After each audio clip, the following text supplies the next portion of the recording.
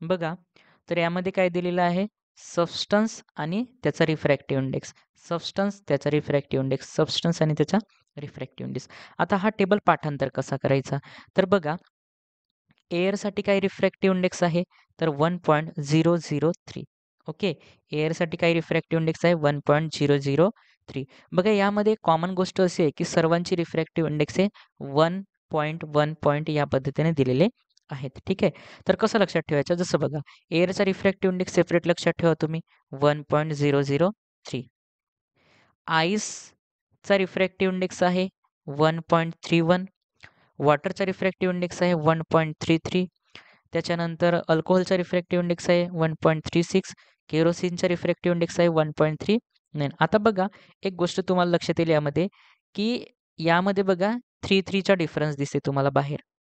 म्हणजे डेसिमल पॉईंटच्या नंतर तुम्हाला 3-3चा डिफरन्स दिसतो. जसं बघा 1.33, यामध्ये बघा 1.36. ठीक आहे. आणि इथे बघा 1.39. म्हणजे यांच्यामध्ये जो डेसिमल पॉईंटच्या नंतरचा लास्ट डिजिट आहे त्यामध्ये 3-3चा डिफरन्स आहे.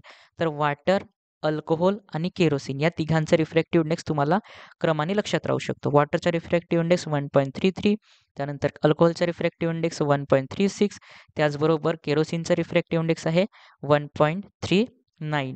ओके. तुम्हाला एअर आणि आईसचा सेपरेट लक्षात ठेवावा लागेल. एअरचा आहे 1.003 आणि आईसचा आहे 1.31. त्याचबरोबर आता इकडे पण बघा 1.46, 1.47 मीन्स 46 म्हणू. 46 रीड केला जात नाही, बट आता समजण्यासाठी आपण त्याला 46 म्हणू. ठीक आहे. आणि इथं किती आहे? 47. म्हणजेच जवळपास आहेत. याच्यामध्ये +1 होत आहे. ठीक आहे.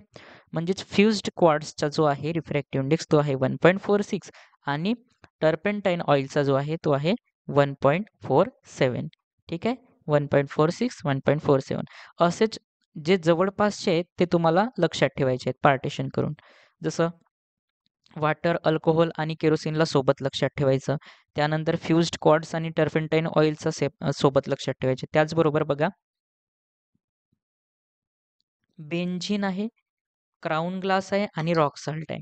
यामध्ये बघा, जो बेन्झीन आहे त्याचा रिफ्रॅक्टिव्ह इंडेक्स आहे 1.50, त्यानंतर 1.52 आणि त्यानंतर 1.54. तर यामध्ये बघा, या तिघांना तुम्ही सेपरेट लक्षात ठेवायचं.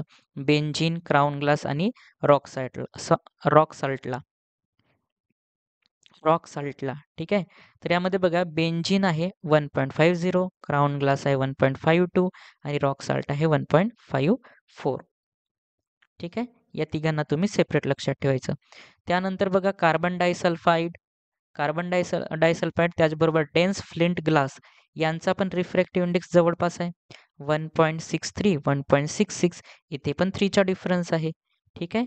तर डायसल्फाइड आणि डेन्स फ्लिंट ग्लास यांचा सुद्धा तुम्हाला रिफ्रॅक्टिव्ह इंडेक्स लक्षात ठेवायचा आहे. ठीक आहे. यांना सोबत पाठांतर करायचा. त्यानंतर आहे रुबी, त्यानंतर आहे सफायर आणि डायमंड. आता याला कसं लक्षात ठेवायचं? तर बघा, याला आपण काय म्हणू शकतो? या दोघांना एक शब्दामध्ये डिफाईन करू शकतो. म्हणजे आहेत तर वेगवेगळे, बट लक्षात ठेवण्यासाठी आपण त्याला म्हणू शकतो रुबी सफायर. काय म्हणू शकतो त्याला आपण? Ruby sapphire. या दोघांना आपण एकत्रित म्हणायचं रुबी सफायर. रुबी सफायरचा रिफ्रॅक्टिव्ह इंडेक्स काय तर 1.76 आणि 1.76. दोघांचा रिफ्रॅक्टिव्ह इंडेक्स कसा आहे? सारखाच आहे.